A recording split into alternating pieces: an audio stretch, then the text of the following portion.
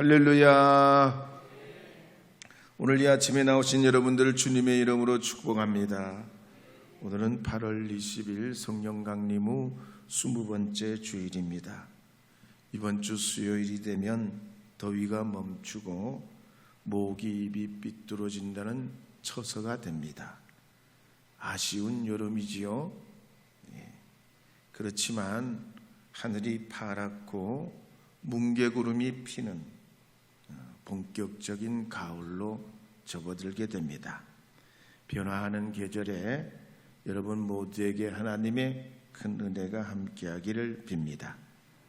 저는 오늘 아침 이 로마서 11장 1절에서 2절 상반절 말씀하고 29절에서 32절을 본문으로 삼아서 긍휼하신 하나님이라는 제목으로 주님의 말씀을 선포하려 합니다. 김태근 작가가 쓴 벌거벗은 수박 도둑이라는 동화에 보면 이런 대목이 있습니다. 같은 반 친구 영순이네 아버지는 매년 수박 농사를 했습니다. 근데 마을 사람들이 영순네 수박이 굉장히 맛있는데 그 맛있는 이유가 수박밭이 공동묘지 아래 있어가지고 송장 썩은 물이 그 밭에 들어가서 맛도 좋고 몸에도 좋다 그랬습니다. 그래서 이 주인공은 달이 지고 별빛이 쏟아지는 날밤 친구들과 함께 이제 수박서리를 하러 갑니다. 혹시라도 들킬까봐 우통을 다 벗어젖히고 공동묘지에다가 옷을 두고서 온몸에는 흙칠을 하고 수박밭에 납작 엎드려 들어갑니다. 그런데 기다리고 있던 수박 주인에게 걸립니다. 다른 4명은 다 도망가는데 이 걸음이 느렸던 주인공은 벗어놓은 옷이 빼앗기고 그런 바람에 같은 반 친구 영순이가 보는 앞에서 빌어가지고 옷을 돌려받게 됐습니다. 그날 밤 집으로 돌아와가지고 한숨도 자지를 못합니다. 혹시라도 영순이가 소문내면 어떡하나, 외갓집으로 도망가야 되나, 다른 학교로 전학 가야 되나, 이모 집으로 가야 되나, 차라리 하늘이 확 무너졌으면 좋겠다. 온갖 상상을 하고 밤을 꼴딱 새웁니다. 그리고 다음날 학교를 갑니다. 아무 일이 일어나지를 않아요. 그 다음 날도 여름방학이 다 끝나도 가을이 되고 겨울이 와도 졸업식을 내도 영순이는 자기 흉을 보지 않았다는 이야기입니다. 오늘 우리가 그렇습니다. 허물과 흠이 많습니다. 실망스러운 과거가 다 있습니다. 그런데 하나님이 우리를 부르시고 또 부르시고 또 불러 하나님의 자녀로 삼아주심을 믿습니다. 이것이 은혜요 긍휼입니다. 몇 해 전에 해외에서 발표된 보고서에 보면 고독으로 인해 고통을 겪고 있는 사람들이 영국에만 900만 명이라 그랬습니다. 우리나라 동아일보, 조선일보에도 보니까 우리나라의 고독사 위험군에 있는 사람이 153만 명이 되는데 작년 한 해 동안 3,000명 이상이 고독사를 했고 그 중에 남자가 여자보다 5배나 높다고 그랬습니다. 외로움, 이 고독감은 매일 담배를 15개 피는 만큼 몸에 좋지 않다고 그랬습니다. 그래서 수학자이자 물리학자고 철학자인 프랑스의 파스칼은 말하기는 고독은 나이와 경제적인 상황과 상관없이 현대인들이 겪는 질병이라 그랬습니다. 누구나 배우자가 세상을 떠나게 되는 때가 오는데 그러면 절망하고 고통에 눌리게 됩니다. 학자들이 그래서 연구를 해보니까 남은 사람은 반년 동안에 사망할 확률이 높고 교통사고나 알코올 중독이나 심장마비, 암 등으로 사망할 확률이 높다고 그랬습니다. 다 고독감 때문입니다. 그래서 프란스 드바른 공감의 시대라는 책에서 말하기를 사람에게 가장 심한 벌이 있다면은 독방 감옥이라고 그랬습니다. 감옥에 들어가는데 그 감옥 중에서도 혼자 있는 감옥으로 보내면 사람이 견디기 어렵다는 겁니다. 오늘 우리가 스마트폰 하나면 모든 사람과 연결 가능한 시대에 살고 있는데 여러분은 어떻습니까? 여러분은 외롭지 않습니까? 여러분은 고독하지 않습니까?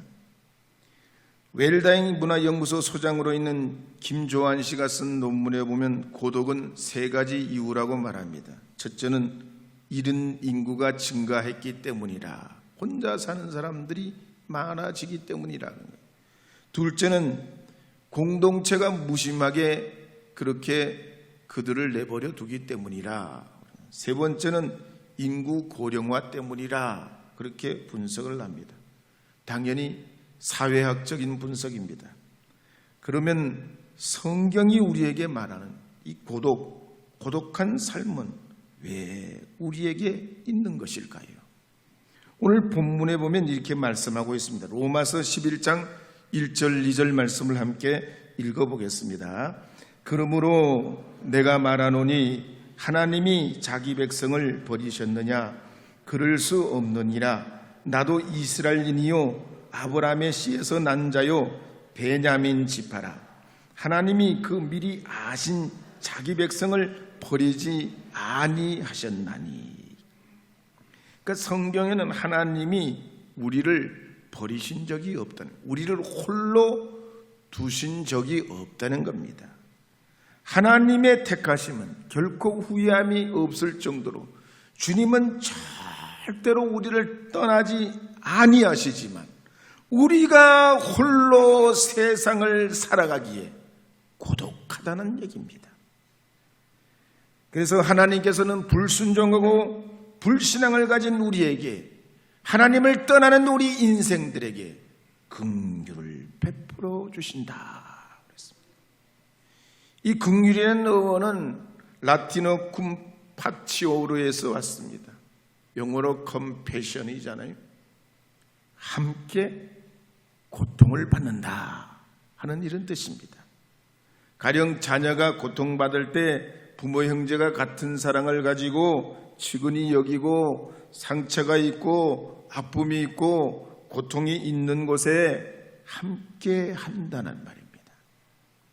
그래서 마태복음 20장에 보면 긍휼이 많으신 예수님께서는 여리고로 지나가실 때 두 맹인이 다윗의 자손이여 우리를 불쌍히 여기소서, 다윗의 자손이여 우리를 불쌍히 여기소서 소리를 칩니다. 그때 우리 주님께서는 그들의 목소리를 들으시고 머물러 서시지요. 그리고 그들을 부르십니다. 무엇을 해주기를 원하느냐 물으셔요. 그때 그들은 눈뜨기를 원하나이다라고 말할 때 주님은 그들을 긍휼히 여기시고 그들의 눈을 만져주시고 곧 보게 하셨습니다. 대부분의 사람들은 예수님의 행하신 일 가운데 기적에만 집중을 하는 경향이 있습니다. 그래서 이 맹인이 눈뜬 것을 기억하시기는 하지만 긍휼이 많으신 예수님의 행동은 잘 기억을 못합니다. 그러나 이 마태복음 20장에 보면 예수님께서 이 두 맹인이 눈뜨는 장면을 보게 되면 먼저 그들이 부르짖는 목소리에 귀를 기울이셔요. 가시던 길을 멈추어 쓰십니다. 그리고 그들을 부르십니다. 그리고 원하는 바가 뭔지 물어봅니다.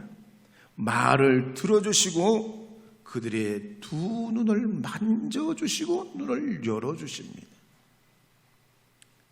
또 요한복음 6장에도 보면 6월절 명절이 가까워오는 때 예수님을 따르는 큰 무리들이 먹을 것이 없었습니다. 먹는 것이 없는데 사실 안 되는 것이 없는 이 대로마 제국에서 로마 제국의 변방에 있는 저 갈릴리 사람들은 명절이 가까웠는데도 먹을 게 없다는 거예요. 이 하나님 나라와 세상 나라의 비교죠. 큰 나라, 대제국, 가장 강력한 제국 안에 저 언저리에는 항상 가난한 사람들이 즐비합니다. 근데 어쨌든 예수님께서는 그때 큰 무리를 보시고 그들에게 먹을 것이 없는 것을 아십니다. 빌립에게 우리가 어디서 떡을 사서 이 사람들에게 먹일까 관심을 보이십니다. 그러자 베드로, 안드레, 야고보, 예수님의 제자들이 예수님의 말씀을 따라 이곳저곳 먹을 것이 있는지 예수님과 함께 행동하기 시작합니다. 그때 이 제자 안드레는 한 아이의 보리떡 5개와 물고기 2마리를 가지고 예수님께 나옵니다. 그 아이에게도 예수님의 그 마음, 그 생각, 그 긍휼이 이제 동기 유발이 되고 그 어린아이가 자기가 가지고 온 음식을 예수님께로 보내게 돼요. 그때 예수님께서는 사람들을 무리지어 앉게 하시고 축사하시고 나눠주라 하시고 남은 조각을 거두어 드립니다. 이처럼 긍휼이 많으신 예수님께서는 사람들의 아픔과 필요에 민감하시고 눈여겨보시고 관심을 가지시고 그에 대해 말씀하시고 축사하시고 필요를 채워주십니다. 뿐만 아니면 누가복음 7장에도 보면 갈릴리의 나인성으로 들어가실 때 많은 무리와 함께 들어가시게 됩니다. 그때 주님과 함께한 무리는 이 나인성으로 들어가고 반대로 독자 아들이 죽어 장례를 치른 무리들은 그 성에서 나오게 됩니다. 들어가는 무리, 나오는 무리들이 서로 이제 마주치면서 성 안으로 들어가고 나오게 되는데 예수님이 그때 그 독자 아들을 잃은 과부를 보셔요. 그 사람들 많은 가운데 말이죠. 그리고 그를 불쌍히 여기시고 울지 말라 말씀하시고 남들이 다 부정하다고 말하는 죽은 자에 관해 손을 대시었습니다. 그리고 청년아 내가 내게 말하노니 일어나라 하실 때 죽은 자가 회생하게 됩니다. 그때 예수님께서는 그 청년을 그 어머니에게로 돌려줍니다. 이처럼 긍휼 많으신 예수님께서는 날 때부터 볼 수 없었던 2 맹인이나 빈들에 있던 큰 무리들이나 독자 아들을 잃은 과부에게나 반응과 행동을 보이십니다. 볼 수 없는 맹인에게는 그 목소리를 들어주시고 가던 길을 멈춰서 돌이켜 그를 불러주십니다. 눈을 만져주시죠. 먹을 것이 없는 이들은 그들에게 바라보시고 제자들에게도 관심을 갖도록 어린아이 도시락으로 축복해 주셔서 5,000명이 먹고도 남게 하시고 독자를 잃은 과부에게도 마찬가지 바라보시고 불쌍히 여기시고 울지 말라 권면하시고 그 죽은 자에 관해 손을 대시면서 청년아 일어나라 하십니다. 우리 주님께서 아무리 권능이 많으셔도 이 죽은 자, 배고픈 자 이런 이들을 기계적으로 고치시는 그런 의사가 아니란 얘기죠. 그들을 바라보시고 말씀하시고 긍휼히 여기시고 유대인들의 규례에 어긋나는 일이라도 그 관에 손을 대시면서 청년아 일어나라 하셨습니다. 근데 우리나라 교육부가 2018년도에 학폭 실태 조사를 했지 않습니까? 학교 폭력을 목격한 10명 중에 3명은 모른 척했다 그랬습니다. 어제 국민일보에 보니까 작년 한 해 동안 전 세계적으로 수억 명이 굶고 있다고 그랬습니다.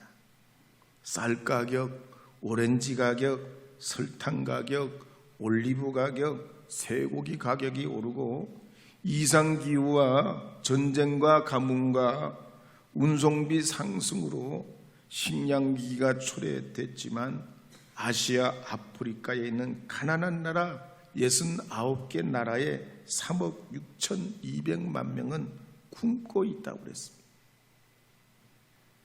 오늘 이 아침에 나오신 사랑하는 여러분은 하나님의 자녀로서 긍휼을 베푸시기 바랍니다. 만약에 형제들이 이웃이 몸이 불편하다면 몸이 불편하세요. 저도 불편한 적이 있습니다. 한번 인사하겠습니다.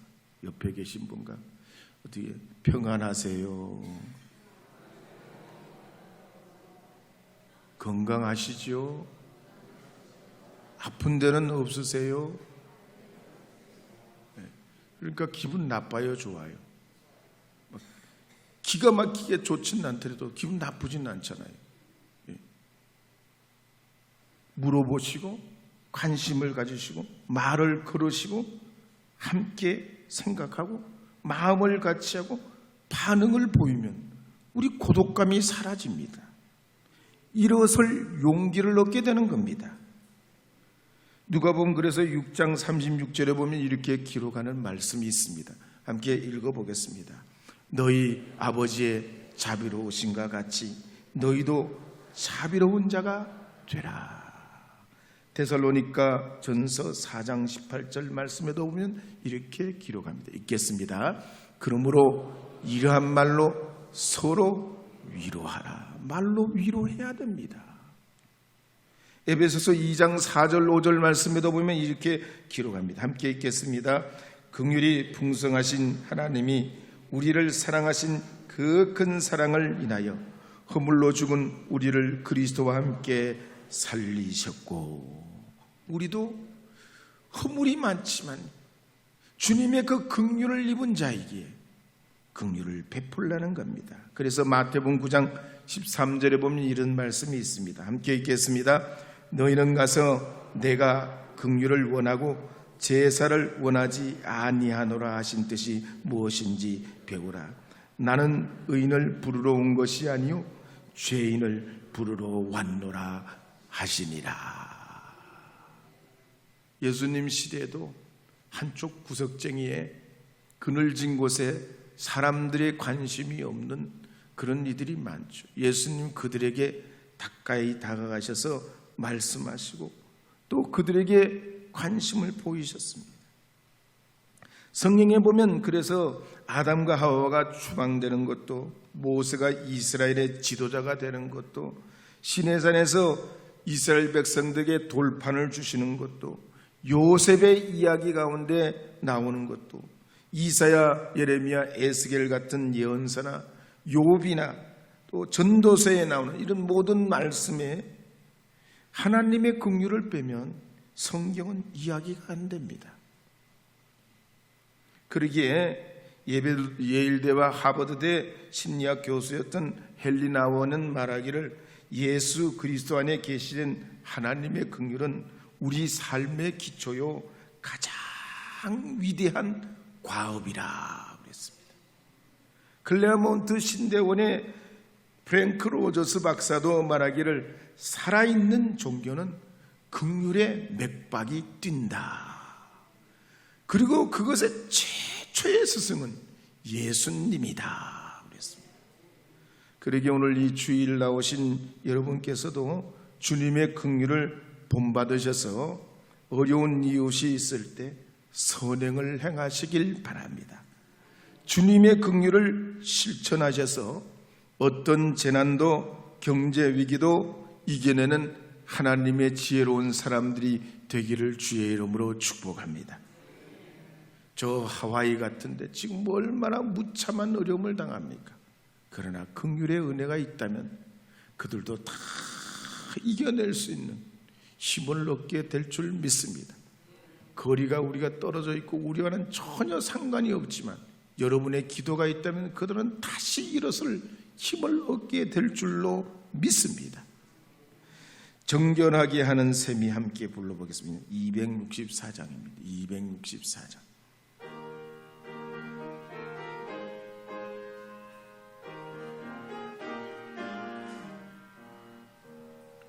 정결하게 하는 셈이 나의 앞에 있도다.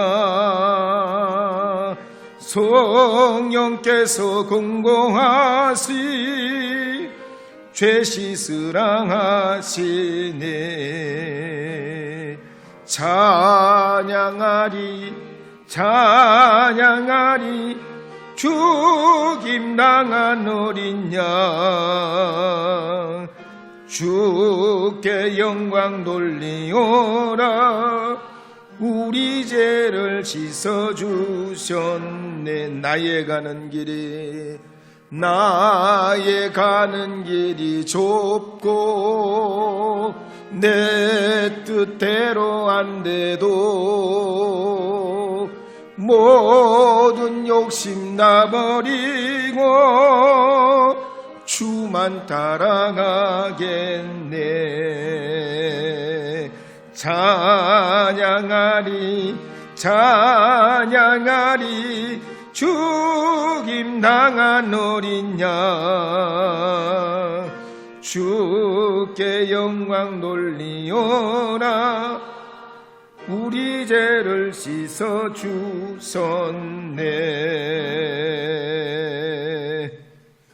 그렇다면 우리가 어떻게 주님의 이 긍휼을 닮아갈 수 있을까요?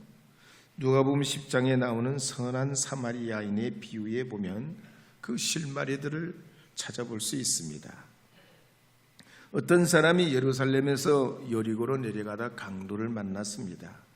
자비가 없는 강도는 그의 옷을 빼앗고 거의 죽을 정도로 때리고 길가에 쓰러진 채로 버려두고 갑니다. 그때 한 제사장이 그 길을 내려가다 그를 보게 됩니다. 그렇지만 율법에 따르면 죽은 자의 시체를 가까이 하면 안 되기에 부정해지기 전에 그를 얼른 떠나버립니다. 레위인도 마찬가지로 그렇게 그 자리를 피해버립니다. 그렇지만 선한 한 사마리아인은 그 강도 만난 자를 보는 순간 불쌍한 생각이 들어 그에게 다가갑니다. 아직 살아있는 것을 확인하고 재빨리 응급처치를 하고 기름으로 상처에 부어주고 포도주로 소독해 주어서 자기 옷을 찢고 싸매어 주어 짐승에 태우고 주막으로 데려가 눕혀두게 됩니다. 그때 이 강도 만난 사람은 이 한 사마리아인을 통해서 그 도움 때문에 목숨을 건지게 되지요. 요즘으로 말하면 이 선한 사마리아인은 강도 만난 사람이 여관 호텔로 데려간 겁니다. 신앙적으로 말하자면 교회로 데려온 겁니다. 왜냐하면 예수님은 우리의 치료자 되시기 때문입니다. 그래서 마태복음 4장 23절에 보면 이렇게 말씀하는 내용이 있습니다. 함께 읽어보겠습니다. 예수께서 온 갈릴리에 두루 다니사 그들의 회당에 가르치시며 천국 복음을 전파하시며 백성 중에 모든 병과 모든 약한 것을 고치시니. 시편 103편 3절도 읽어보겠습니다. 그가 내 모든 죄악을 사하시며 내 모든 병을 고치시며. 우리를 창조하신 하나님은 우리를 고치시는 주님이십니다. 자동차 고장나면 카센터 정비공장에 가듯이, 시계가 고장나면 수리공에게 가야 하듯이 우리를 창조하신 하나님 앞에 나와야 우리가 치료를 받기에 주님께로 나와야 하는 것입니다. 두 번째로 예수님은 우리의 목자 되십니다. 마태복음 10장에 보면 12제자를 택하셔서 그들에게 이렇게 말씀하십니다. 마태복음 10장 6절 읽어보겠습니다. 오히려 이스라엘 집에 잃어버린 양에게로 가라. 시편 23편 1, 2, 3절도 읽어보겠습니다. 여호와는 나의 목자시니 내게 부족함이 없으리로다. 그가 나를 푸른 풀밭에 누이시며 쉴만한 물가로 인도하시는도다. 내 영혼을 소생시키시고 자기 이름을 위하여 의의 길로 인도하시는도다. 그러기에 온 세상 사람들은 목자이시고 우리의 치료자 되신 예수님께로 인도하여야 합니다. 특히 우리가 긍휼을 받은 것처럼 다른 이들을 긍휼히 여기며 우리 이 땅에 살아가는 모든 사람들을 그리스도께로 인도하는 하나님의 사람이 되어야 할 줄로 믿습니다. 주 4세기경 텔레마쿠스의 일화가 있습니다.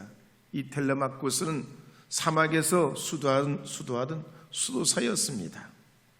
평생 동안 공동체 안에서 제소를 키우고 말씀 연구와 기도에 몰두했습니다. 그러던 어느 날 기도하는데 로마로 가라는 주님의 음성을 듣습니다. 이 텔레마쿠스는 아무런 이유도 모른 채 로마를 향하여 가게 됩니다. 길고 긴 여행 끝에 드디어 로마에 도착했는데 수많은 사람들이 무리를 지어서 한 곳으로 가는데 그들을 따라가 보니 검투사 시합이 있는 원형 경기장으로 들어갔던 겁니다. 본래 검투사 대회는 처음에는 짐승과 사람이 싸움을 하는 거였습니다. 그런데 그게 점점 싱거워지니까 사람과 사람이 대결해서 한 사람이 죽을 때까지 싸우는 시합으로 변질되게 됩니다. 근데 그 원형 경기장에 모인 사람들은 그런 시합을 보고도 이게 내성이 생겨서 그런지 사람이 죽어가고 피를 철철 흘리는데도 미친 듯이 환호하고 죽어가도 거기에 돈을 걸고 도박을 하더란 얘기입니다. 이 텔레마쿠스가 때 경기장 높은 곳에 올라가서 그리스도 예수의 이름으로 명하노니 이 싸움을 당장 멈추시오. 예수 이름으로 명하노니 이 싸움을 당장 멈추시오. 당장 멈추시오. 소리를 질러보지만 이 경기에 열광하고 있는 이 군중들 때문에 텔레마쿠스의 목소리가 전혀 들리지 않는 겁니다. 그러니까 이 텔레마쿠스가 경기장 아래로 뛰어내려갑니다.